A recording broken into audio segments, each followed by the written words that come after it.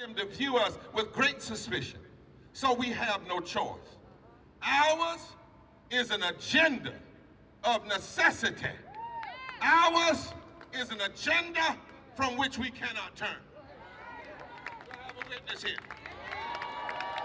When the cruel rule with arrogance, somebody talking over here, when the cruel rule with arrogance will give out a plate of cookies rather than the desperate needed health care to the poor, we've got to stand again. When they blame our children for being hungry and would take food stamps rather than make sure every child is fed, we have to stand again.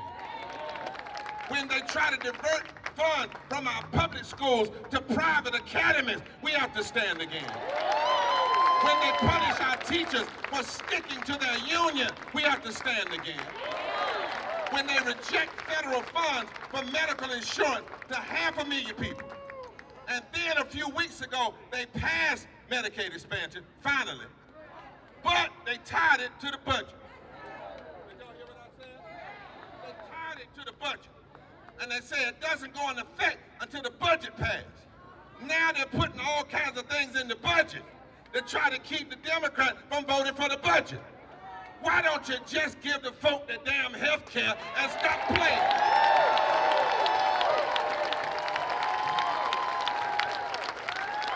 Our work, somebody say our work, our agenda, our necessities. As long as in this country we've got 140 million poor and low-wealth people and 4 million in North Carolina, our work, our agenda is a necessity.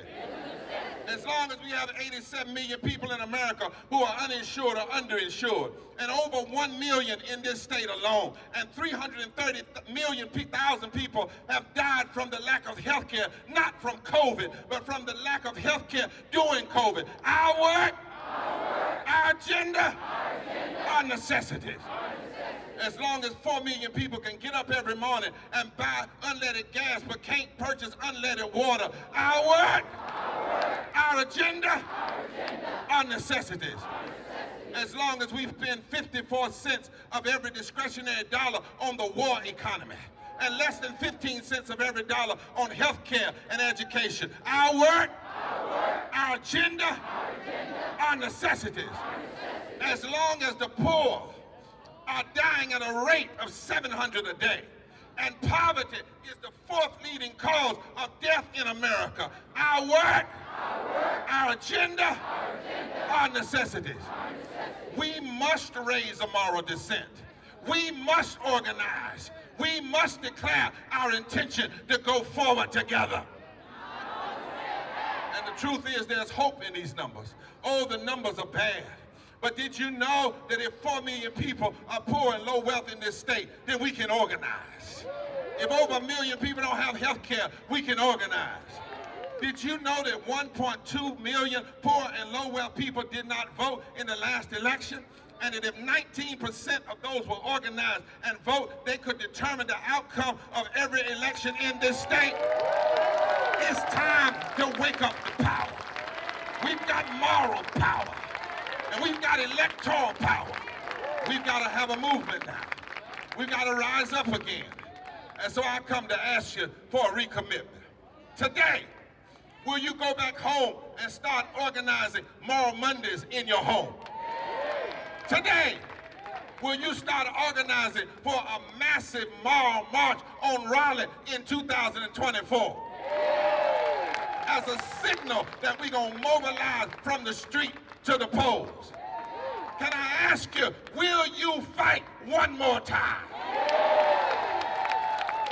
Is there anybody here that knows we have to stand until our children are protected, until sick folk are healed, until low-wage workers are paid, until affordable housing is provided, until the land and the environment are saved, until voting rights are expanded and protected, until justice is in the land?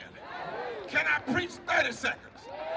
The Bible says in the book of Samuel that whenever the people got together and God joined them and they stood for justice, When they marched, it sounded like thunder. I just came by to tell you, it's time for the thunder. One more time. Thunder at the voting booth. Thunder in the street. As long as God is God, it's time for the thunder. We won't be silent anymore. As long as justice is held back, we can't be silent anymore. As long as God gives us strength, we can't be silent anymore. It's time for the thunder.